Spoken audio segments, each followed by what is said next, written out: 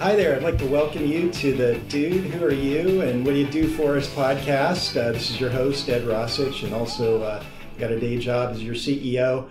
Just wanted to sort of set the context here. I've been meeting with dudes day in, day out since I started here back in 2017, and it dawned on me that these conversations might be interesting to some of the other dudes out there to get to know some of their teammates and the jobs and some of the challenges and also some of the fulfillment that they get out of their daily work here at the Dude. So today I have our very first guest, Shameka Green.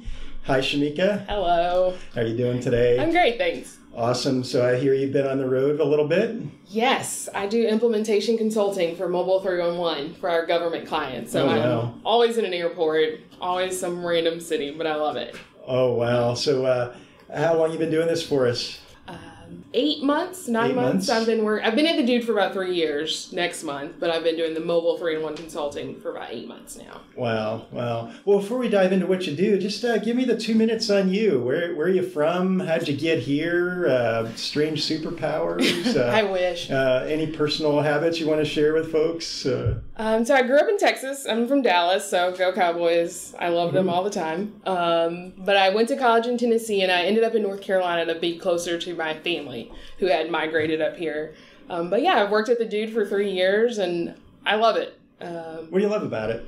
I love my teammates. Like, no matter what happens, like, I know that I'm going to get support. I mean, coworkers have become friends. And so it's just awesome that even on rough days or days where it's like, I messed up everything, I have great support, and people will just kind of like, it's all right, we'll start fresh tomorrow. And that makes up for anything else. Just knowing you have great support in your job. That's cool. Yeah, the Dude Nation, that's one of the things that's hit me. We've got a lot of really nice, smart people here, and it does make the job a lot easier. So any cool hobbies or anything like that? Well, I hear you do ultras. I like to run, definitely not that far, but I'm actually training for my second marathon in Myrtle Beach next month. Myrtle Beach, I ran that in 2009, I think. Yeah, well, I'm going to give it a go next month. Hopefully a fun one. It works out. Yeah, I'm excited. So tell me, what's a day in the life like for you in your job? Like, what do you do? Oh my gosh. It's awesome. I work with public works departments, so it's a little bit weird being a woman in IT consulting and public works. There's definitely, no matter where I go, you see like the fear of like, what does this woman know about what we're doing? So it's so awesome to be able to like just dispel all her beliefs and like, I can talk to you about stormwater and catch basins. And just being able to be on site, and I know the product, they know their city, and being able to find a fix, and how excited they get when it becomes so efficient, and they're able to track things and prove to their mayors or city councils that they need more employees or better equipment. I love being able to come alongside our clients and show them that, and it's awesome. It's every day is different, every city is different, but that's why I love it. It's not prescripted. That's so cool. Now, did you walk into the Dude with this knowledge already, or is this something that, stormwater is not something that rolls off the tongue, It's not. I guess it would roll off the tongue, but... No, I actually started in support for School Dude, and I loved being on site, and so I was asked if I wanted to switch teams, and so I terrifiedly said yes, I'd go and do it, and so I went to a stormwater class, and a lot of it is just asking clients, what does this mean? What do you do? The best way. So it's been random, but I love it because I was just a random citizen. I hated the potholes, but I never thought about how they got fixed. And so now I always tell my clients, I'm like, you guys are my people now. Like, I will fight for you. So my friends are like, what is this weird life? And I'm like, your leaves are too close. Don't do that. Like, this is going to mess up her grate. But it's awesome. I love it. Well, so when you get out on a site, what do you tell me about like what you do? Is it literally you move the leaf piles away from the storm? I have been out in the field with the clients, and it's awesome. I've been in a couple of trash trucks, and it's the coolest thing ever. But typically we're setting up the account. So we have a basic, this is what their clients do. It's built in there. And so I just go in and just clean it up because a lot of times they know what they do, but they've just been using Post-it notes or text messages. And so I just help them clean up their account, streamline, think about our workflow of how they manage their city, build out any type of custom forms so that everything that they do is going to be digital. So it's a lot easier for them to report. And then I train their team how to use it. Everyone from the office staff to the field workers to the admins who are going to manage the account. So it's anywhere from 3 to 5 days. I've even been with clients as long as 2 weeks for really large cities. Wow, that's and so out of a course of a year, like how many days will you be on the road for us?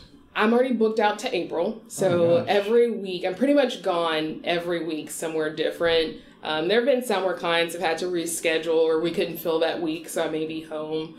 But I probably spend more time at a Hampton Inn than I do my own apartment. Got it. You must enjoy being on the road. That's hard work. It is. I love our clients. I love working with them. The airport I could do without. If I had a superpower, teleporting would totally be in it. But I love working with clients, and I love how excited they get and knowing that I help them become more efficient and help them bring about a better workflow and just pull everything together for their cities. What's the hardest thing about your job? What's the toughest thing? Definitely airport travel. I don't like big groups, and so it's just the coughing and the germs. I could do without that. But probably it's just a lot of people, they see me and they just immediately just see a woman talking about public works. And so sometimes, and for 99.9% of the time, our clients are amazing. But there's definitely been some times where it feels like pulling teeth of, we have some good old boys and they just don't see a woman having the same knowledge or experience. And I don't have their experience, but I can definitely update their processes, and I usually always win them over. But that would probably be the hardest part. How do you build that credibility? Because you are overcoming potential obstacle with some of these folks. Like how do you overcome that? Honestly, football. I love football. I'm from Texas, and so showing that I can speak their language, football, and if you talk about beer, that usually will always win them over. But just also, I can speak your terminology. I do understand what you're looking for in stormwater catch basins. I'm not just gonna teach you something and leave you, just showing that it's like, I really want this to work for you. I care about your city. I care about you as a director, as a supervisor or foreman. So usually by the end of the week, they're just like, all right, she's proven herself. And I still have clients who will text me, and sometimes it's just like, I saw the Cowboys won, or it's a legit concern. But I always win them over. I work hard at it, but I win them over. Oh, good for you. So what's the craziest thing that's ever happened, either in the course of your travels or maybe out on a customer site? Craziest thing. Or the funniest thing, or... I think my favorite moment is I was out in California and I walk in the room and it's literally like 7:56, and one guy, he was like, I retired in 18 months. I'm not going to use this. I'm only here for the donuts. All right. Nice. Thank you for letting me know. Please let me plug in my computer and spend the week with you. But by the time he left, he literally gave me a big hug, and he was like, this is so exciting. He's like, it's so easy. And he was like, I was so reluctant. And he was like, I'm surprised at how easy this is. And I was like, Kevin, I told you, it's going to be great. So that's been my favorite moment of, I won him over, and, he's retiring soon. And also the talk to text. I taught him how to use talk to text. I think that was part of what won him over, but I think that's been my favorite moment so far. Very cool. So I've just given you the CEO magic wand to make your job easier, and you can wave it at any area of the dude or any process. What do you wish the dude did better that would make your life easier out in the field, besides giving you your own private jet? I was like, a private jet, is that an option? Yeah. Well, I'll put that in the budget. Line item, put that in there. Yeah. Honestly, it is a really easy process.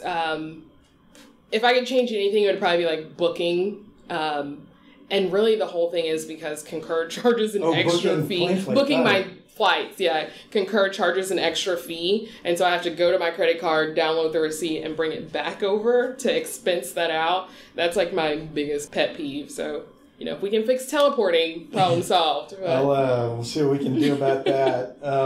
Questions for me? Anything?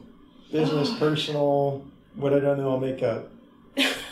Well, you mentioned the running, the ultra marathons. How do you get in that? I have no desire to run that far. A marathon is definitely my distance. But... I don't want to go too far in, but I was 35 years old. I weighed probably 70 pounds more than I do today. was climbing up a flight of stairs. I got the first flight of stairs and I got out of breath. And I'm thinking to myself, I'm 35 years old. There is no way in heck I should be out of breath. So the very next day I started walking, which led to running.